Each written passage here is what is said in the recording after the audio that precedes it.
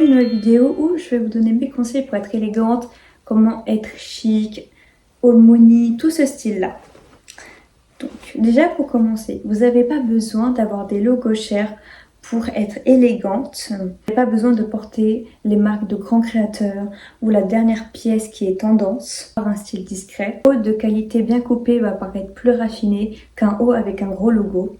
Par exemple, si on prend une chemise en coton ou une chemise en rayures bien ajustée, comment vous la portez va vous faire que vous serez élégante. Bien évidemment que si vous portez une chemise pas repassée, une chemise qui ne va pas vous mettre en valeur, vous allez être moins élégante qu'une chemise qui est bien repassée, qui est bien taillée. Et bien entendu, pour l'hiver, vous pouvez porter les cols roulés. C'est une pièce qui est assez basique et assez élégante. Dites-vous qu'un haut de qualité n'a pas besoin d'un logo, n'a pas besoin de marquer Gucci ou d'autres logos.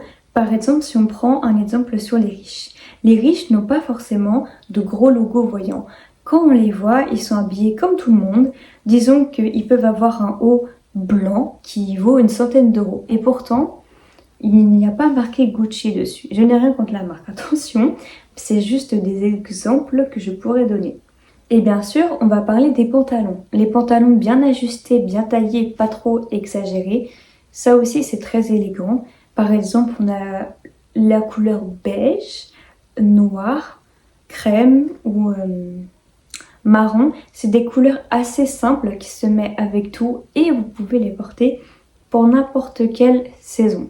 En lin ou un pull fin va vous donner un look plus raffiné qu'une pièce avec des gros logos. Bien sûr, le lin, vous pouvez le mettre dans n'importe quelle saison. Je sais qu'il y a des personnes qui le portent aussi en hiver. Et c'est très, très élégant le lin. Bien sûr, quand on parle d'élégance, on parle de blazer et de manteaux longs sur les trench. C'est des manteaux élégants, donc on ne veut pas de doudoune. Voilà, c'est pas super élégant. Les doudounes, on évite. On privilégie plus les manteaux longs. Quand on parle d'élégance, on parle de bijoux. Donc en matière de bijoux, vous pouvez mettre des petites créoles, pas les grosses créoles, les toutes petites, et des chaînes. C'est très très élégant. Ou mettre des petits colliers en perles. Je trouve ça magnifique. Et bien sûr, quand je dis chaînes, c'est des petites chaînes fines. Bien sûr, si vous voulez mettre des gros bijoux, par exemple les boucles d'oreilles, il faut que le collier soit plutôt discret. Et inversement, si vous mettez un collier qui est assez imposant, mettre des petites boucles d'oreilles. Bien sûr, en matière, je vous conseille, en matière de vêtements, la laine, le coton et le cachemire. Je sais que le cachemire coûte assez cher, mais c'est une bonne matière aussi dans l'élégance. Passons aux chaussures. Dans l'élégance, les chaussures, je pense que vous avez remarqué, il y a les mocassins qui est indémodable. Nous avons les ballerines. Oui, je sais, beaucoup de gens ont la haine contre les ballerines. Mais croyez-moi, des ballerines, ça pue pas toujours. Je sais qu'il y en a, voilà, oui, les ballerines, ça pue. Tout dépend comment vous les portez. Mais ça peut être une très belle paire. Pour les gens qui portent des ballerines, n'ayez pas honte, parce qu'en soi, c'est des chaussures comme une autre. Faut pas écouter les gens qui vous disent non mais les ballerines c'est trop la honte, enfin c'est une paire de chaussures comme une autre, je suis désolée. Par exemple les ballerines Chanel sont très jolies. Et bien sûr vous pouvez porter des baskets si vous n'aimez pas les mocassins et les ballerines, mais il faut que ce soit des baskets assez discrètes, comme des petites baskets Ralph Lauren bien discrètes ou des baskets blanches. Évitez les grosses semelles ou les baskets fluo, ou même les baskets comme les filas. On veut pas ça dans l'élégance, c'est hors de question. Et bien sûr, quand on parle de chaussures, les bottines c'est très élégant et les bottes aussi.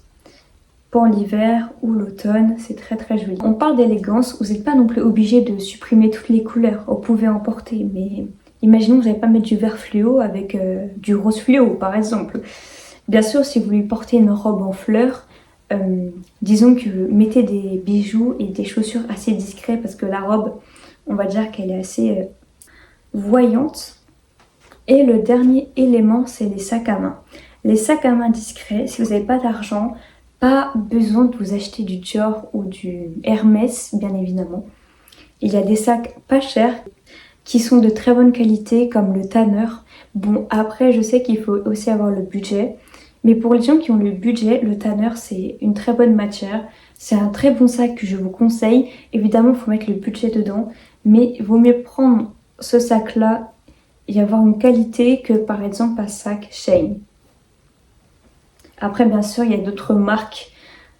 Vous ferez vos recherches, mais il y a d'autres marques qui sont vraiment bien en matière de sacs. Mais je sais que c'est une marque que j'adore et ils font des très beaux sacs.